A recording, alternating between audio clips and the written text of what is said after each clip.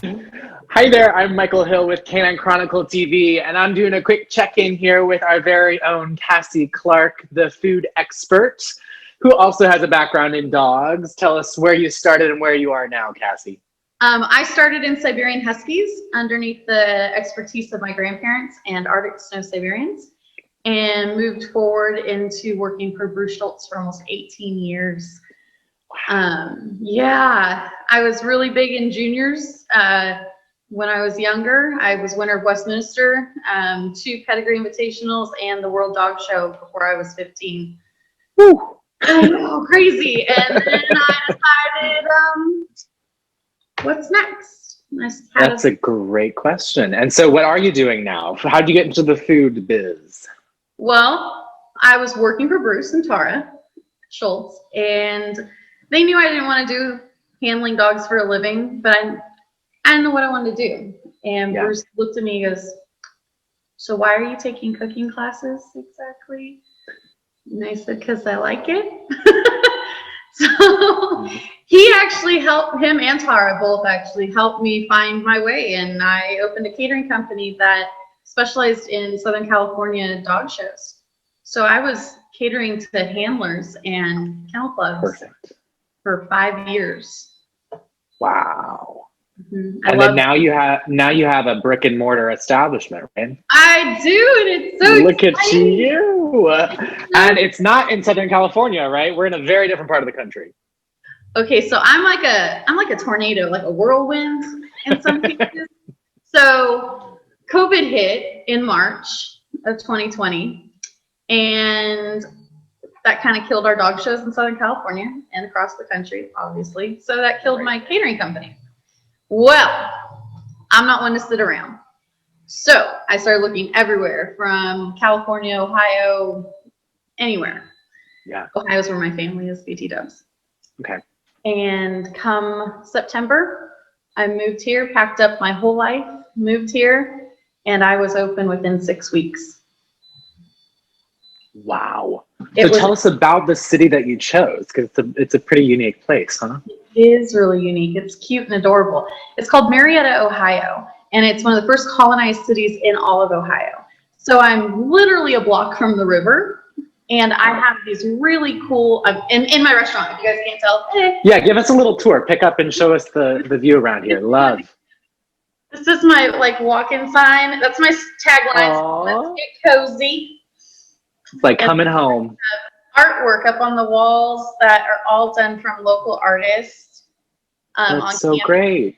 They say things like, from my head to my toes, and cute and fun and comfy.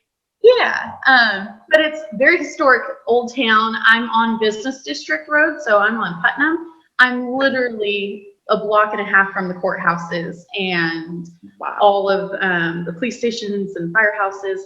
And then when you turn a different corner here, you're on the riverbed, and it's Main Street, basically. And we have only mom and pop places to go. There's no chain stores here. Love that. That sounds like heaven. Mm-hmm. What are you guys cooking? What are you serving? What's on the menu? Well, we took the California flair and added it to some home cooking. So I can't just do a plain, chicken and waffle like how they do here. I was like, no. So mix up the Midwest. yeah. I just can't. I just can't just go, that's biscuits and gravy.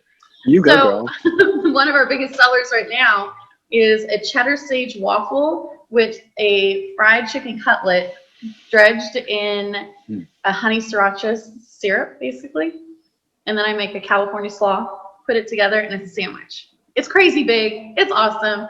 Oh my God, all my favorite things together. I'm going to have to buy a ticket just to get that sandwich. It's crazy good. See you in 4 hours. It's out too. I changed it for the season, which I will say this, in California, we are so blessed out there. We get fresh produce all the time.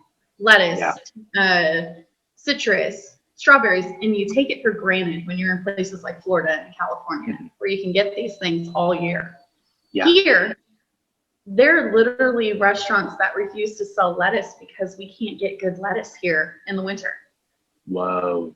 Yeah, I'm talking chains. I'm talking like Wendy's won't serve it. Really? Mm-hmm. That is new to me. that's been new for me. And I have these really cool things out here that I didn't have in California. Like I have butchers, real butchers. So I can just go down the street and order my beef and straight from the butcher. And my chicken. I have a chicken guy. You know, who knew? They come right in and they bring me my chicken. What? Yes. Oh my God, so you're like getting straight from the place. Straight from the place. I have a honey guy. It's just insane. I love it. It's so small town, and it's a community, and everyone's so kind and welcoming here. They've been wonderful to me here. That's really great, because I could imagine sometimes it could be hard to break into like, you know, a small established community as an outside, you know, influence, but that's amazing that they've kind of just taken you in. It is. And, you know, they love the whole dog background too. And I mean, I came here, my grandparents are here with the last of the Siberians that we have right now too. And then I have a pug. Who knew I'd go to That's very different than a Siberian. He's the coolest dog ever. Bruce finished him super early, and he just became my little buddy, and he's mine. Your portable companion. He is. He goes everywhere. I love that. They get doggy daycare duty. They're like, every morning I leave my house, go to theirs, drop it off, hug my little Siberians, go to the restaurant. Every afternoon I go back, pick up my hug the Siberians. You are living the dream. It is. It's kind of cool. I love that some people have taken this pandemic and it's kind of forced them to be creative and make some changes that they might not have made, but then it's turned out for the better. Oh, extremely. I will say this. I mean, I still am on a couple judging panels coming up I judge juniors. So, but with all the shows that are canceling, I'm like, am I flying out? Am I not? Where am I going? So I think all that's last minute, but I'm really excited for when everything opens back up and I'll be able to bring some of my food from here, you know, because a lot of the people out here have never had it at the shows. Right. Will you be able to do your catering in that kind of area once things do reopen? Yes, I think I would think a year. Once this gets all settled and handled, I think I'll be able to start the catering back up again. That's amazing. So you'll be able to be at the dog shows, seeing the dog people, doing your food, and kind of melding all those passions together. Do you know I've been open 90 days on Monday here. Wow. And I was able to take my first day off while the restaurant was still going. That's huge, especially in the food industry. I have a great staff. My staff is amazing here. That is fantastic. And I'm sure you've learned things about how to create a work environment based on your dog experience, right? Oh my gosh. I call Bruce all the time and I go, hey, how did you deal with us when we did things like this? And he laughs. That's all he does. He doesn't say why, how, nothing. He just goes, no, call that. That is really special. Tara and I talk daily and we just crack up about stuff. We'll bounce things off each other. And there's times business is business. Yeah, she goes, you know, Cass, you're not a very patient woman. No, not always. We all have our personalities. I'm learning that really fast. That is awesome. I think one thing that's really cool about your situation is just showing how, like, you were born into dogs, but how the relationships you formed through dogs have kind of augmented and built your life both in dogs and outside of dogs, and continues to this day. Oh my gosh. I mean, just a quick relapse. When I came into it, I had no self-esteem. I was not a kid that was happy with myself, with my well-being, anything. Yeah. It gave me so much confidence to grow. I mean, people who know me, I'm pretty quiet if you don't know me, but then when you get to know me, I'm not quiet. As you shouldn't be, right? You're kind of able to be your true self. For real. I mean, it's helped me grow my business, my self-confidence. I don't know where I would have been in life had I not had the dog shows to start, just me in general, and had the mentors that I did. I mean, Bruce, Tara, everything in general, but just your friend group too. I mean, I grew up underneath Shay Skinner as an assistant for years with Mike Stone.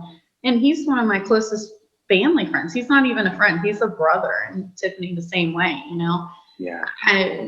People out here, I mean, I have Tim Torella and Megan Torella, and I have Julie Romeo. And I mean, there's 1,000 of them. And Paul Catterson. It doesn't Yeah. matter where you are in this country. The fact that you grow up and you do stuff with these people, they become your family, whether you see them daily or yearly. They're your Right. people. You know, I think I'd love to wrap up with your advice for somebody who might be in the position of starting out either in dogs or entrepreneurship, just getting into either world. What would be your advice to kind of be your own best ally in that process? I think maybe from just what I took from it, learn as much as you can. Not something that you rush into and you just, it's there the next day. Learn as much as you can because you're going to need every bit of that knowledge to move forward. Whether it be patience or sportsmanship or even billing, finance, anything like that. Care for your animal, care for your business. Yeah. I mean, there's so many things that are involved that you don't see that are in the ring or straight up when you're in the restaurant, you come out and you say, hey, so good you're here. You know what? There's so much behind the scenes that you have to learn. So I guess educate yourself. Yeah. Invest in it at the beginning so that you Absolutely. can sustain it later on. Mm-hmm. That's where I would go. That's what I think. I mean, That is spot on. I think that's great. Well, it was so great chatting with you, Cassie. I love seeing how you are thriving in a challenging and unique time, and I'm only excited to see how you continue to thrive as the years go by. Oh, I'm so thankful for everything here. And thank you for this interview. It is our pleasure, and keep up the good work. I will.